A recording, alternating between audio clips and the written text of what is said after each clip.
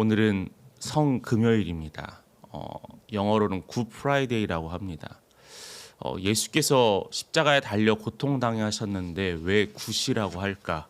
저도 맨 처음에 좀 의아하기도 했습니다. 그런데 분명한 것은요, 예수께서 십자가에 달려 돌아가심으로 말미암아 우리는 나음을 입게 되었다라는 겁니다. 그래서 우리 은혜를 받은 우리의 입장에서는 이날은 좋은 날이기도 합니다. 그렇지만은 그럼에도 불구하고 예수님께서 우리의 죄를 사하셨지만 그럼에도 우리는 하나님께 또한 예수님께 미안하고 죄송하고 또한 안타까운 마음을 오늘 함께 품어야 하는 날인 줄 압니다. 오늘 하루를 여러분 그렇게 보내시고 하나님의 또한 예수님의 고난을 묵상하는 하루가 되시길 바랍니다. 오늘 본문은 우리 죄를 대속하기 위해, 대속입니다. 대신 지기 위해서 오신 예수님, 실제적으로 예수님께 십자가에 달리심을 증거하는 본문입니다. 우리가 며칠 전에도 우리가 살펴봤지만은 빌라도가 예수가 죄가 없다라는 것을 알고 있었습니다. 그럼에도 불구하고 빌라도는 군중들의 화와 분노를 잠재우기 위해서 예수를 희생양 삼았다라는 거죠. 그런 이유는 그가 그렇게 결정을 했지만 그의 마음에는 혹시나 하는 생각은 있었습니다. 우리도 살다 보면 결정을 했는데 그 결정이 혹시 다른 일이 생기면 어떨까 하는 걱정이 생기긴 하잖아요. 그런 것처럼 본문에서도 똑같다라는 겁니다. 예수가 죄가 없는데 혹시 진짜 하나님의 아들이 아닐까라는 생각이 들었다라는 거죠. 그럼에도 불구하고 유대인들의 협박에 굴복하여 사형 선고를 내렸습니다. 사형 선고를 내린 후에 그 예수를 바로 예수님을 대제사장과 유대인들의 무리에게 넘겨주게 되었죠.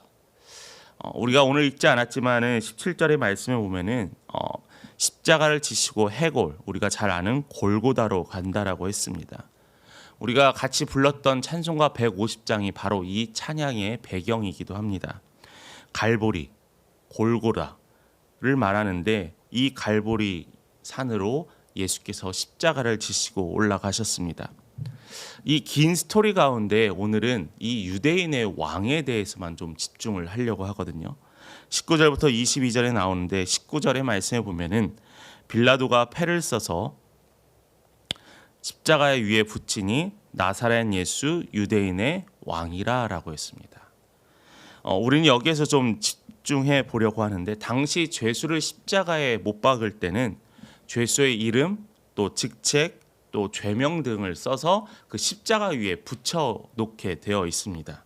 자, 그렇다면은 성경에 기록된 대로 빌라도는 어떻게 쓰라고 했냐면은 바로 나사렛 예수.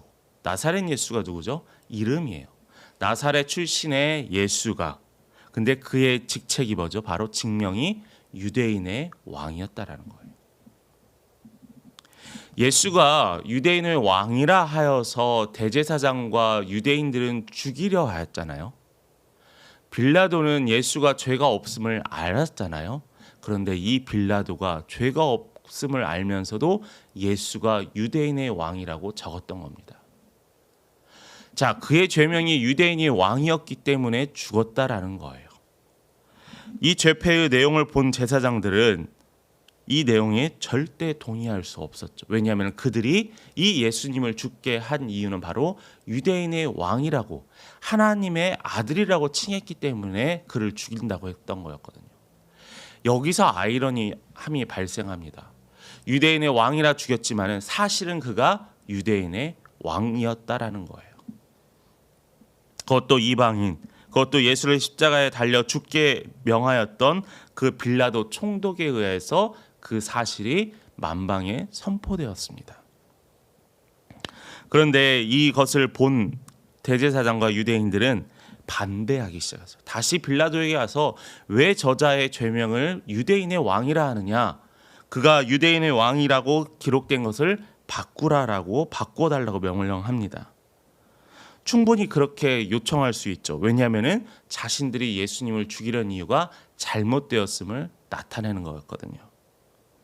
그들은 이 한 죄 없는 사람을 죽이면서 누명을 씌우면서 이들은 아직까지도 그들의 권위와 그들의 명예를 더 중시하는 걸 볼 수 있습니다. 아직까지 그들은 어리석었다라는 거예요.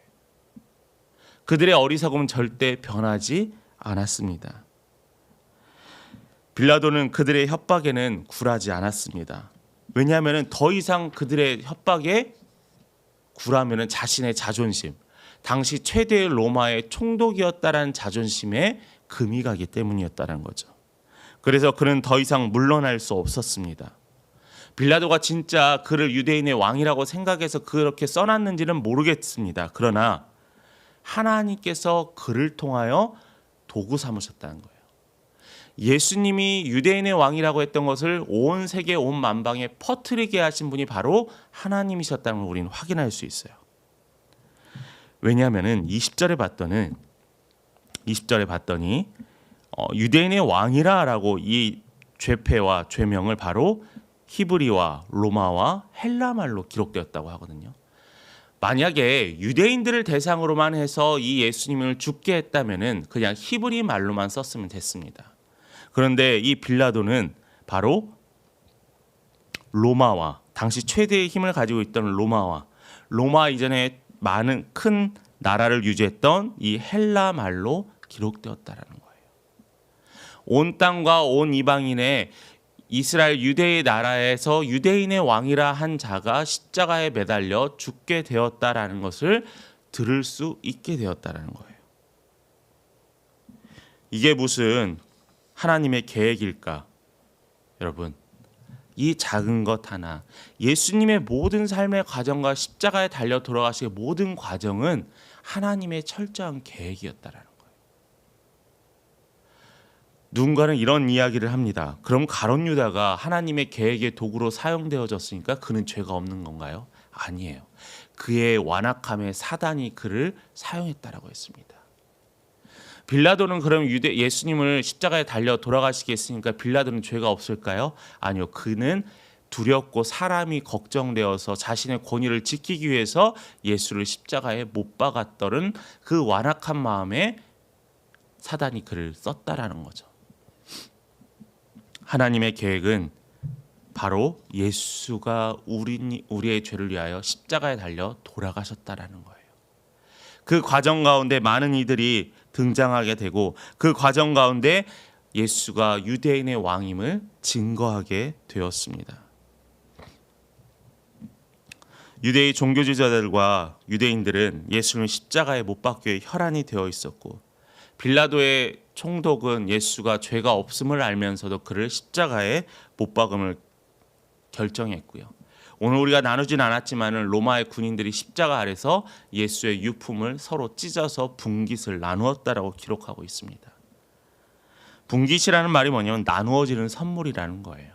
그들은 자신들의 것을 지키기 위해 나누었다라는 겁니다. 그런데 그 이후에 그 어머니와 이모와 또한 아내 글로바의 아내 마리아와 막달라 마리아가 예수의 십자가 아래에 있었습니다. 그들에도 영원한 분깃을 누릴 수 있었다라는 거예요. 저는 예수님의 어머니 마리아가 십자가 아래서 눈물을 흘리지 않았을까요? 눈물은 흘렸을 거라고 생각합니다. 근데 자신의 아들이 자신의 눈 앞에서 고통당하고 힘들어하는 모습을 보는 부모의 마음은 어떨까 상상을 해봅니다. 마음이 찢어지고 차마 볼 수 없었을 거예요. 그런데 마리아가 그럼에도 불구하고 담담할 수 있었던 이유는 마리아는 예수가 하나님의 아들임을 알고 있었다라는 겁니다. 어머니 마리아는 이제 아들 예수가 아니라 하나님의 아들 예수를 바라보고 있었던 거예요. 그래서 그녀는 그렇게 행동했습니다. 그분이 바로 영원한 선물이고 예수님이 영원한 선물을 우리에게 주러 오신 분임을 마리아는 잊지 않고 있었기 때문이에요. 하나님은 약속하셨습니다. 하나님께서 온 인류를 물로 멸망시키시고 노아에게 약속해 주셨던 게 있죠. 다시는 물로 너희를 멸하지 않겠다 하시면서 약속의 증거로 무지개를 보여주셨습니다. 하나님께서는 하나님의 아들 예수를 통하여서 온 인류의 구원을 또한 영원한 생명을 약속시켜 준다는 예언의 말씀들을 계속 해 오셨습니다. 예수님께서 십자가에 달려 우리의 죄를 대속하심으로 말미암아 그 약속은 이루어졌어요. 여러분, 우리에게 아직 이루어지지 않은 약속이 하나 있습니다. 예수님께서 이 땅 가운데 다시 오신다라는 재림의 약속입니다. 지금까지 약속을 지키시고 약속의 말씀이 이루어졌던 그 하나님, 이제는 이루어질 말씀이 무엇인지를 우리가 잊지 않았으면 좋겠습니다. 오늘만 살아가는 인생, 우리 사회가 나만 살면 된다라는 인생 얼마나 안타깝습니까? 제가 얼마 전에 한 유튜브에 짧은 것을 봤는데 그냥 일반 사람이 인터뷰하는 내용이었어요. 근데 그 사람이 대한민국이 정말 걱정된다라고 하면서 심각하게 이야기하더라고요. 뭐 전문가도 아니고 대학생이었습니다. 대학원생. 근데 그가 했던 게 뭐였냐면은 대한민국이 너무 돈에 미쳐간다라는 거예요. 계급은 없는데 돈에 따라 사람의 계급을 매긴다라는 겁니다. 사람의 행복이 가족이 아니라, 관계가 아니라, 사람이 아니라 성공, 명예, 바로 이 돈과 연결된 거라는 거예요. 여러분, 믿는 우리들은 우리의 영원한 기대와 목적은 무엇에 두어야 될까요? 바로 유대인의 왕 예수, 구원자 메시아 예수에 두고 우리는 살아가야만 합니다. 우리가 예수님을 어떻게 생각하고 사느냐에 따라서 우리의 남은 생애, 우리의 영원한 생명이 결정됩니다. 여러분, 우리의 삶 속에서 하나님의 약속은 매번 이루어집니다. 약속을 지키시는 하나님, 그 주님을 힘입어 사시는 오늘 하루가 되시기를 간절히 축복합니다.